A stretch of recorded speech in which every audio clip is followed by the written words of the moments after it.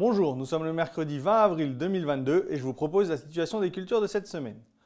En ce qui concerne les colzas, ils sont en pleine floraison. À l'heure actuelle, la priorité, si ce n'a pas encore été fait, c'est de faire le fongicide. Au niveau du charançon des siliques, pour le moment, il est très peu présent. On ne l'observe pas. Pour l'observer, il faut aller en bordure de parcelle et regarder sur plante. Les cuvettes ne servent plus à rien à l'heure actuelle. Pour rappel, avec le nouvel arrêté abeille, vous devez traiter 2 heures avant le coucher du soleil et jusqu'à 3 heures après. En ce qui concerne les blés, ils sont au stade 1-2 nœuds. On observe toujours de la rouille jaune sur les variétés sensibles qui n'ont pas encore été protégées. En ce qui concerne la septoriose, donc le risque est à prendre en compte à partir du stade 2 nœuds. Donc pour les parcelles les plus précoces, on entre dans la période de sensibilité pour la septo. Pour le moment, on en trouve un petit peu en fond de cuve, mais le risque est plutôt modéré. Donc je vous rappelle le seuil d'intervention, il est de 20% DF3 du moment touché sur variété sensible. Donc en variété sensible, on va retrouver RGT Sacramento, Rubisco, et il est de 50% sur les variétés tolérantes. Donc pour le moment, il n'y a pas d'urgence, mais c'est à surveiller surtout sur variété sensible. Si on a un retour des pluies qui arrive dans les prochains jours, ça pourrait entraîner la sortie des contaminations. Mais pour le moment, pas d'intervention nécessaire pour la septo. En ce qui concerne les escourgeons, ils sont majoritairement au stade 2 nœuds avec dans les secteurs précoces et des variétés précoces le stade dernière feuille pointante qui apparaît. Au niveau maladie, donc, on trouve toujours de la rhynchosporiose et de l'helminthosporiose.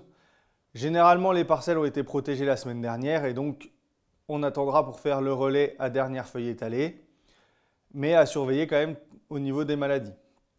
En ce qui concerne les orges de printemps, elles sont au stade 3 feuilles pour les dernières, mais généralement on est en plein talage pour la majorité des parcelles. Donc on est à la fin du risque puceron.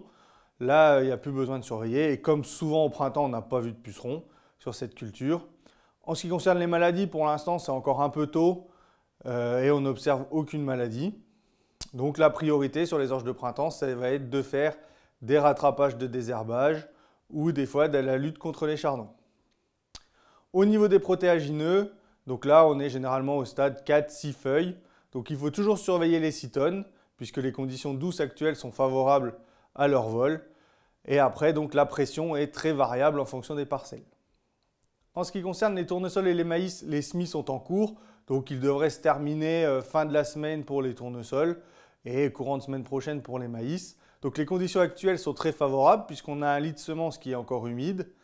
On a des conditions douces, donc les températures de sol remontent, ce qui devrait permettre d'avoir des levées assez rapides et donc de diminuer la période de sensibilité aux ravageurs, notamment aux oiseaux, pigeons et corbeaux. Profitez des conditions de sol humides juste après le semis pour réaliser les désherbages de post-semis prélevés. C'est une condition importante pour l'efficacité. Ou alors attendez quelques jours si les pluies reviennent ce week-end pour faire sur un sol humide. Ça augmentera l'efficacité de votre désherbage. Enfin, je vous rappelle que la Chambre d'agriculture de l'Aisne organise mardi prochain 26 avril le rendez-vous technique Pulvé by Night sur la pulvérisation de nuit à Remaucourt à côté de Saint-Quentin. Donc l'objectif de cette demi-journée qui démarrera à 18 h est de faire un point global sur la pulvérisation en attendant la nuit. Et une fois la nuit tombée, on pourra voir un pulvé avec différents réglages et on évaluera cette pulvérisation avec de la fluoracéine, donc de nuit. Je vous souhaite une bonne semaine, à la semaine prochaine.